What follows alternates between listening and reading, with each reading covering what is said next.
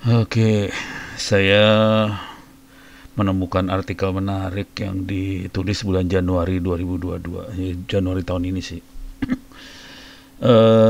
Kemenkominfo izinkan perusahaan bangun 5G secara mandiri. Ini jadi menarik nih. Perusahaan maksudnya bukan operator telekomunikasi ya, jadi perusahaan swasta, mungkin juga kabupaten kota, barangkali juga kampus yang gede-gede ya. Bisa jadi ini kalimatnya mikro, saya gedein ya biar lebih enak ngebacanya. Mikro operator 5G adalah jaringan 5G yang dibangun secara mandiri oleh perusahaan untuk menggunakan internal di wilayah perusahaan tersebut. Oke, yang tulis Mas Leo Dwi Jatmiko dari bisnis.com. Nah, ini kita coba baca-baca. Jadi, Kemenkominfo memperbolehkan mikro operator 5G beroperasi di Indonesia selama kondisi darurat. Oke. Ini Dirjen SDPPI Kemenkoe Pak Ismail berpendapat mikrooperator seperti operator jaringan bergerak secara virtual tertentu bangun 5G sendiri. Jadi ini perusahaan nih. Jaringan digelar termasuk dalam kategori telekomunikasi khusus digunakan untuk kebutuhan perusahaan saja. Oke. Nah ini bukan untuk komersial tapi digunakan sendiri. Ini eksplisit, secara eksplisit ditulis. Sebagai contoh kerjasama Telkomsel dengan Freeport. Nah, perlu nggak kita kerjasama itu cerita lain sih sebenarnya. Kalau kerjasama sama Telkomsel jadi operator komersial lah ya. Bisa nggak kita dapetin peralatannya mereka, peralatan untuk bikin 5G sendiri? Terus bagaimana kondisi di internasional untuk bikin 5G sendiri tadi? Saya mulai baca-baca, saya ketemu beberapa ini sih sebenarnya, ketemu beberapa hal. Oke, ini salah satu yang menarik.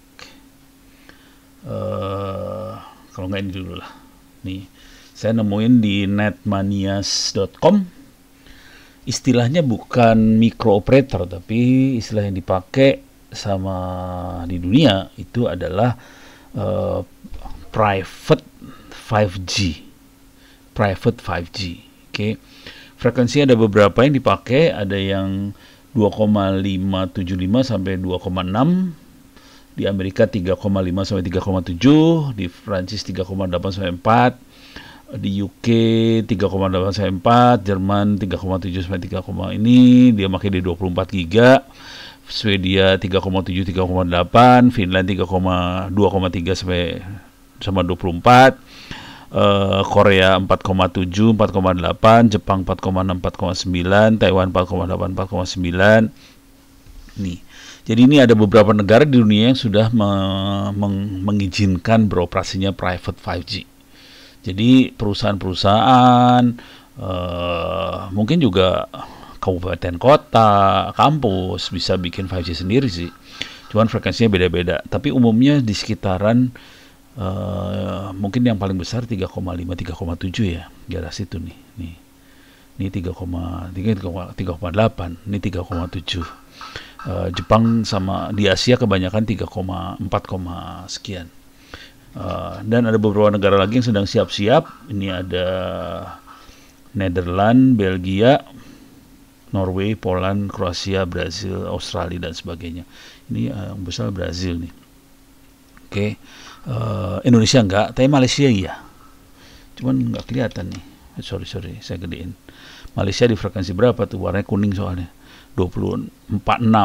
Australia 20-an, Brazil 3, oke, saya cenderung ke arah 3, sih sebenarnya.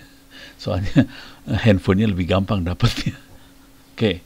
Jadi kira-kira kita bisa lihat dari pernyataan yang dilakukan oleh Pak Ismail, sebenarnya dunia sudah melakukan itu, dan ini private ya, private 5G, bukan commercial, bukan public 5G, ini private 5G dimungkinkan. Nah, terus kalau kita lihat lebih lanjut, ini saya lihat di Ericsson misalnya, mereka cenderung tampaknya ada kecenderungan untuk bikin indoor, kalau mau gampang ceritanya. Jadi private 5G-nya terutama untuk keperluan indoor. Kalau di daerah yang ada operator 5G yang lain atau 4G yang lain, jadi lebih ke arah indoor, Kemudian untuk apakah ini? Kalau kita baca ini di white paper dari Ericsson ya, saya gedein, lebih banyak ke arah indoor. Nah, untuk apakah itu? Ini ada beberapa nih, ada Massive Mobile MTC, ada Enhanced Mobile Broadband. Ini yang paling menarik sebenarnya, Enhanced Mobile Broadband dan Critical IoT. Kita sebagai manusia kemungkinan akan lebih tertarik sama yang Enhanced Mobile Broadband. Di sini ada entertainment, home, mobile wireless. Ini kayak apa yang kita lakukan selama ini, ada VR, ada AR, ada broadcast, ada video 4K, 8K, ada non-SIM device. Jadi ini ada Enhanced Mobile. Ini seperti yang kita lakukan sendiri, yang biasa kita lakukan sekarang, cuman di indoor, udah gitu free. Bukan untuk komersial. Oke. Kalau mau IoT juga bisa buat robot di pabrik, bisa traffic safety, training, remote surgery dan sebagainya. Ada juga untuk logistik, smart agriculture, smart meter, ini smart city lah kira-kira. Oke, jadi ada yang massive IoT, lebih ke arah smart city dan teman-temannya. Ada yang critical buat safety terutama. Ada yang kita pakai. Jadi kalau saya ngelihatnya kayaknya ini jadi menarik banget nih, terutama enhanced mobile broadband-nya. Oke. Bayangkan kita punya 5G di rumah-rumah, bukan rumah ada ekstrim ya kali ya. Lebih di perusahaan-perusahaan di kabupaten kota, mereka bisa bikin 5G untuk private network untuk rakyatnya, ditaruh di kantor-kantor pemerintahan, kelurahan, bahkan mungkin di taman-taman kota ya. Untuk keperluan apa? Hal-hal seperti ini. Tapi karena dia private network buat indoor terutama, nggak terlalu buat outdoor, peralatannya lebih murah sih sebenarnya kalau buat indoor. Oke, jadi itu poinnya. Terus kalau kita lihat ke 5G juga dari network arsitekturnya juga kayaknya lebih, ini saya masuk ke netmanias.com, arsitekturnya lebih menarik daripada 4G sih sebenarnya. Kalau 4G itu lebih dedicated equipment, dedicated access, semuanya dedicated. Kalau 5G semuanya distributed dan semuanya cloud basis sebenarnya. Jadi lebih murah buat deploy, buat mengembangkannya lebih murah. Dan salah satu yang menarik dari 5G ini sebetulnya ada beberapa yang menarik. Udah mulai baca-baca, saya akhirnya kepaksa. Ini ada makhluk ini sih sebenarnya, LAA. Ini License Assisted Access. Kalau di Eropa namanya LTE-U. Ini adalah kita pakai 5G di band Wi-Fi. Di frekuensinya Wi-Fi yang kita pakai, dia pakai 5G. Jadi peralatan 5G-nya bisa turun ke Wi-Fi dan kita pakai handphone 5G-nya di Wi-Fi. Konsekuensinya 5G di Wi-Fi, konsekuensinya adalah nggak usah pakai lisensi sih sebenarnya. Jadi ini dimungkinkan sebenarnya 5G pakai unlicensed band itu dimungkinkan. Oke. Ini dia number variant of LTE operation in licensed band. Namanya LTE unlicensed, tapi itu yang 4G ya LTE, dan itu diadopsi oleh 5G. Akibatnya 5G-nya jadi bisa private network, tidak pakai lisensi sih sebenarnya.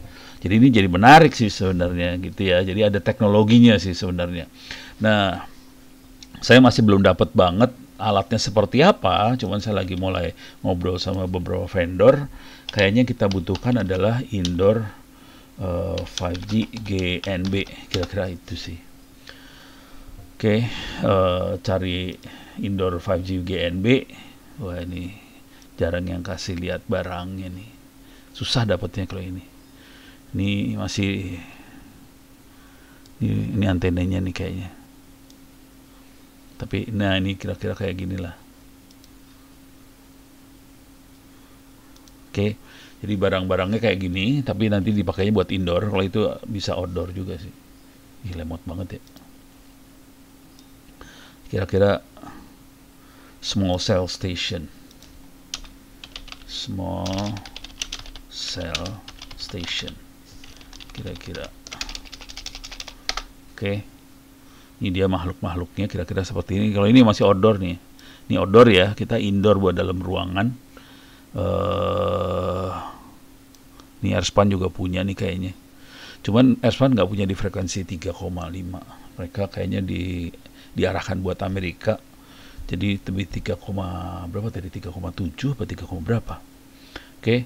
Jadi lebih arahnya ke sana, tapi kira-kira ide-idenya alatnya kira-kira seperti mana tuh, yang kayak gini sih sebenarnya. Oke. Dan saya dengar dari teman-teman yang ini belum, kita lagi koordinasi semua nih sebenarnya. Ini kayaknya jadi menarik, terutama kalau LAA-nya bisa dipakai tadi ya, yang license assisted access apa tadi itu. Ya, license assisted access LAA itu dia turun ke bandnya Wi-Fi, jadi dia bisa main di 5,8 atau 2,4, 2,4 atau penuh banget sih, 5,8 lah kali ya. Ke 5,8 license assisted access, jadi dia pakai 5G di situ.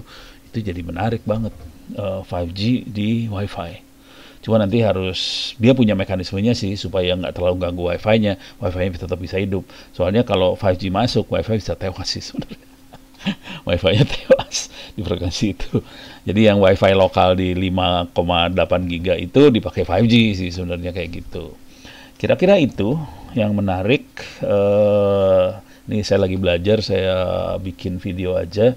Jadi mudah-mudahan teman-teman bisa membayangkan bahwa akan ada gerakan di dunia untuk membebaskan 5G sih sebenarnya.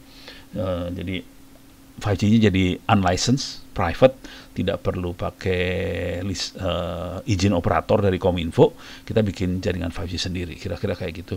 Cuman kalau mau sopan ya ngomong lah gitu. Karena untuk 5G kita perlu SIM card, perlu nomor telepon dan sebagainya sih sebenarnya gitu. Oke. Mudah-mudahan bisa memberikan gambaran sedikit tentang pergerakan untuk 5G di dunia, terutama untuk private 5G. Oke. Terima kasih.